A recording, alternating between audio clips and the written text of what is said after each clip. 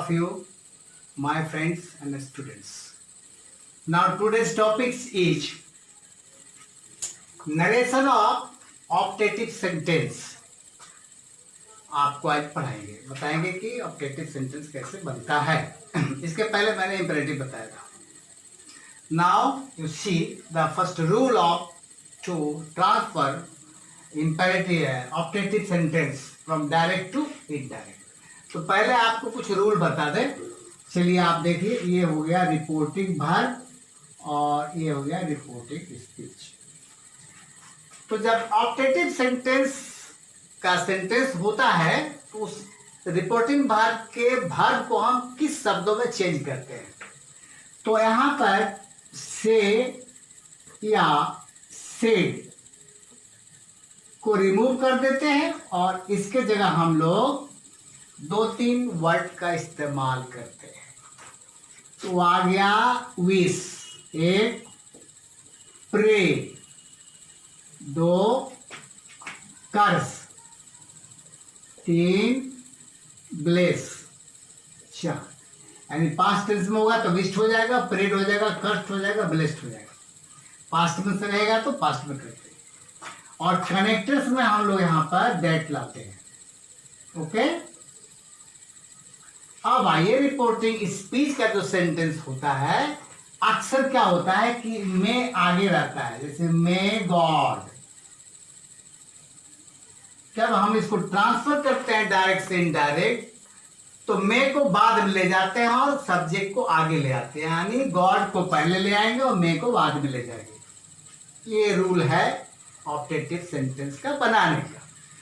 अब सवाल ये है कि कहाँ विश लगाएंगे, कहाँ प्रे लगाएंगे, कहाँ कर्स लगाएंगे, कहाँ ब्लेस लगाएंगे। ये सेंटेंस जो रिपोर्टिंग स्पीच में होते हैं उसके मीनिंग के according you need to put the word which is suitable for getting the perfect meaning of the sentence. Then you will have to push, you will have to choice. Pickup करना पड़ता है कि wish लगाएंगे कि pray लगाएंगे कि कर्स लगाएंगे कि ब्लेस लगाएंगे। ये आपका नियम है बनाने का। मैंने आपको एग्जांपल दिया है। अब आइए आपको मैं एग्जांपल देकर बताता हूं कि आप कैसे बनाएंगे इसको। पहला सेंटेंस देखिए, he said to me may you live long। तो सेड टू मी ये आपको रिपोर्टिंग वर्ब में है, मे यू लिव लॉन्ग ये रिपोर्टिंग स्पीच में है।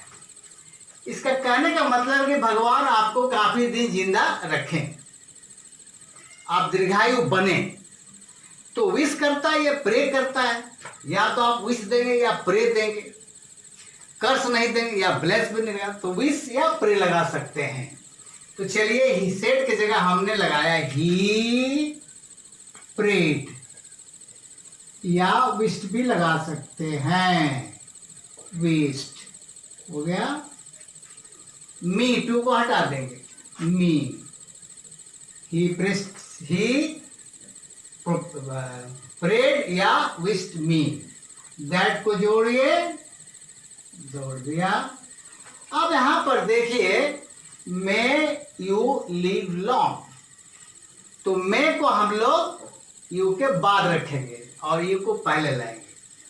चलिए यू को लाते हैं तो यह नॉमिनेटिव है, रिपोर्टिंग सब्जेक्ट का सब्जेक्ट है, इसका रिलेशन रिपोर्टिंग वर्ब के ऑब्जेक्ट के साथ है। तो यहां पर मी है, तो मी का नॉमिनेटिव क्या होता है भाई, आई होता है, इसलिए हम आई लाएंगे, ले आया आई। और मे को हम पास्ट टेंस में ले जाएंगे, चूंकि रिपोर्टिंग वर्ब पास्ट टेंस में है तो मे का माइट हो जाता है। आपने इसको माइट में बदल दिया, माइट। इसको लीव लॉन्ग आपने जोड़ दिया, leave long, full stop. He prayed me या wished me that I might live long बन गया, कोई परेशानी नहीं। मीनिंग के हिसाब से आप प्रेड भी लगा सकते हैं, विश्ड भी लगा सकते हैं।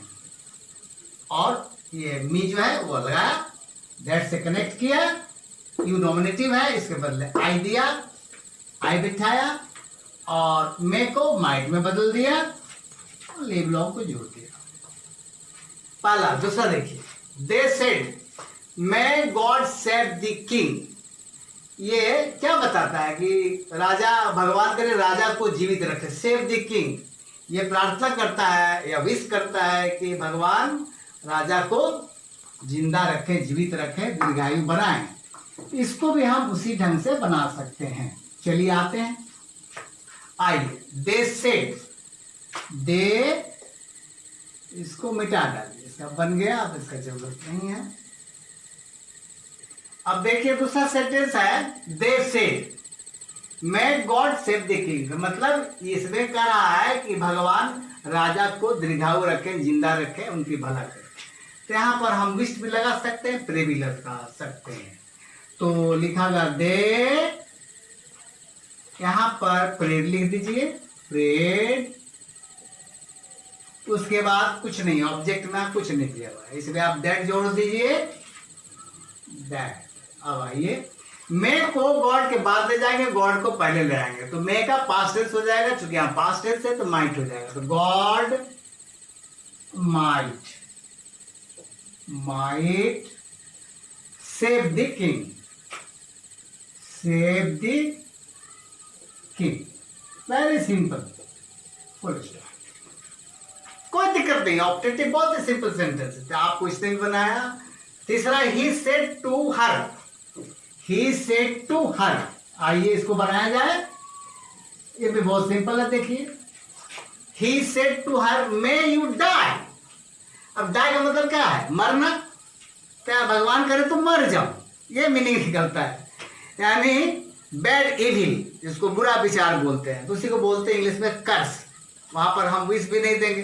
कोई चाहेगा कि भगवान करे, मैं प्रार्थना करता हूं तुम मर जाओ, नहीं, वो श्राप दे रहा है, माने बैड फीलिंग एक्सप्लेन कर रहा है कि भगवान करे तुम मर जाओ, इस तरह, जिसको हम लोग बैड इविल्स बोलते हैं। ही cursed, he cursed, C-U-R-S-E-D, cursed, cursed, हर लगाया, that लगाया, चलिए that लगाया। अब यहां पर है मे यू डाई, तो यू को पहले लाएंगे और मे को बाद में देगा, पास्ट टेंस में, इसलिए माइट हो जाएगा। तब यहां पर यू नॉमिनेटिव है, ठीक है, नॉमिनेटिव, तो इसके बदले क्या आ जाएगा? नॉमिनेटिव में क्या है? यू है, और यू सेकंड पर्सन है, इसलिए इसका ऑब्जेक्ट के साथ, मतलब जब यहाँ यू है नॉमिनेटिव, तो हर का क्या हो जाएगा? सी हो जाएगा। तो दैट सी, अब यहाँ पर माइट कर दीजिए, बन गया, डाई लगा दीजिए, die, finish. He cursed her that she might die, आपने ये भी सीखा। अब आइए, my father said you may you get success, यानी पिताजी कहते हैं कि भगवान के तुम्हें सफलता मिले, तो मेरे पिताजी की इच्छा है या प्रार्थना करते हैं, तो उनकी इच्छा है कि मुझे सफलता मिले। तो चलिए बनाते हैं, माई फादर विश्ड, एक विश्ड हो गया। यहां पर अब दैट्स लगा दीजिए, दैट। अब आइए, यू को किसको बोल रहा है? मुझको। यहां पर मी साइलेंट है, यहां पर मी जो है वो साइलेंट है, तो यू सेकंड पर्सन है, इसका रिलेशन ऑब्जेक्ट से होगा, ऑब्जेक्ट में मी छिपा हुआ, इसलिए यहां पर यू जब नॉमिनेटिव, तो मी का ऑब्जेक्टिव, नॉमिनेटिव क्या हो जाएगा? आई। फादर विश दैट आई, ठीक है। अब यहां पर मे को उधर ले जाएंगे, माइट कर देंगे, माइट गेट सक्सेस। आपको एक चीज और बताएंगे, बहुत इंपॉर्टेंट है, चलिए ये भी बन गया। Last sentence is the Saint said, साधु ने, महात्मा ने कहा, गॉड ब्लेस यू, भगवान तुम्हें आशीर्वाद दे, अच्छा रखे। तो ये प्रे कर रहा है, सेंट जो है प्रार्थना करता है कि भगवान तुम्हें सुखी बनाए, आशीर्वाद दे। The saint prayed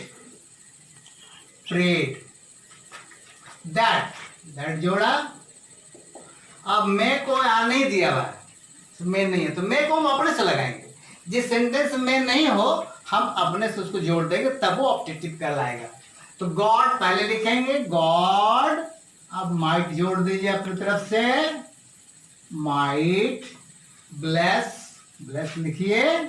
और ये बताइए यहां पर यू है, यू किसके लिए है? तो यहां पर छिपा हुआ है, मी साइलेंट है, ये यू नॉमिनेटिव है, इसलिए यहां पर मी की जगह हो जाएगा दैट गॉड ब्लेस आई। या अगर आप इसको, दो चीज है इंग्लिश में, ध्यान दीजिएगा, यू नॉमिनेटिव भी है और ऑब्जेक्टिव भी है। तो आप अगर आई दे सकते हैं या मी भी दे सकते हैं। अब ये रह गई बात, the saint prayed that God might bless me भी लिख सकते हैं, मी बेहतर होगा इसलिए कि यहां पर बता रहा है तुम्हें, तुमको, तुम नहीं तुमको, इसलिए हम अच्छा लगेगा कि मी लगा दें, ब्लेस मी। इस तरह से आपने देखा कि optative sentence is very very important. अब एक चीज सवाल मैं आपको बता देता हूं कि इसमें जो और भार्ब होते हैं, जिसे आगे बताया आपको मैंने, तो भार्ब जब पास्ट टेंस में नहीं जाएगा, मे को पास्ट में बदल देंगे, मे का माइट हो गया पास्ट हो गया, इसलिए बाकी भार्ब जो है ज्यों का त्यों रहेगा। मेरे ख्याल से आप बहुत ही इंपॉर्टेंट ऑप्टेटिव समझा। मैं नरेशन इसलिए पढ़ा रहा हूं आपको कि स्टैंडर्ड 6, 7, 8, 9, 10, 11 ग्रामर में सी सेक्शन में आपको नरेशन पूछा जाता है। तो उन बच्चों के लिए ज्यादा फायदेमंद है जो क्लास 6, 7, 8, 9, 10, 11 में पढ़ते हैं, उनको एग्जाम में नरेशन बनाने के लिए आता है, इसलिए मैं आपको नरेशन बता रहा हूं। और नरेशन के पांचों सेंटेंस में कौन सा सेंटेंस पूछा जाएगा ये पता नहीं होता है, इसलिए होल आपको जो है थ्रू आउट नरेशन सीखना पड़ता है। किसी साल इंपेरेटिव पूछ देता है, किसी साल ऑप्टेटिव पूछ देता है, कहीं एक्सक्लेमेटरी पूछ देता है, कहीं अफर्मेटिव निगेटिव पूछ देता है। तो एग्जाम में क्या पूछेगा पता नहीं, कौन सा सेंटेंस पूछ सकता है, इसलिए सभी सेंटेंस को सीखना है। इसीलिए क्लास 6, 7, 8, 9, 10, 11 तक सी सेक्शन में नरेशन मिलता ही मिलता है, एक्टिव पैसिव मिलता ही मिलता है, या तो आधा बना रहेगा आपको आधा बनाना रहेगा। इसीलिए मैं आपको विशेषकर नरेशन पढ़ा रहा हूं ताकि उन बच्चों को फायदा हो जो क्लास 6 से लेकर 11 तक पढ़ते हैं। क्लास में स्कूल में अच्छी तरह से नहीं पढ़ाई जाती यार, समझ में नहीं आता है, क्योंकि देखिए इतना लंबा चैप्टर है, इतना इसका शर्त है, कानून है, विधि है, रूल्स है, सूत्र है कि 6 में पढ़ना है, 7 में पढ़ना है, 8 में पढ़ना है, 9 में पढ़ना है, 10 में पढ़ना है, 11 में पढ़ना है, यानी 6-7 साल आपको लगातार नरेशन पढ़ना है। इसीलिए मैं आपको नरेशन बता रहा हूं। नरेशन खत्म हो जाएगा तो मैं दूसरा चीज शुरू करूंगा, दूसरा पार्ट शुरू करूंगा। इसलिए मेरे बच्चों, खासकर उन विद्यार्थियों के लिए है क्लास जो 6 से 11 तक पढ़ते हैं, ताकि वो नरेशन अच्छी तरह से समझ सके। इसका हमारे लाइफ में कोई काम नहीं आता, लेकिन एग्जाम में मार्क्स ऑब्टेन करने के लिए पूछा जाता है, तो आप जानेंगे तो आपको मार्क्स मिलेगा। 5 या 10 मार्क्स में रहते हैं तो मिल सकता है। और ऐसे भी आप अंग्रेजी सीखना चाहते हैं, जानना जरूरी है। इन्हीं शब्दों के साथ आज का ऑप्टेटिव क्लास खत्म होता है। नेक्स्ट डे मैं आपका दूसरा चैप्टर ऑफ नरेशन लेकर आऊंगा with the last words of thanks to you that you have paid your very important and valuable time to watch my YouTube channel of Perfect English of D.S. Sindhu. Last word, thanks to you. God may bless you forever. I will see next day with the next chapter of narration. Thank you so much, very much.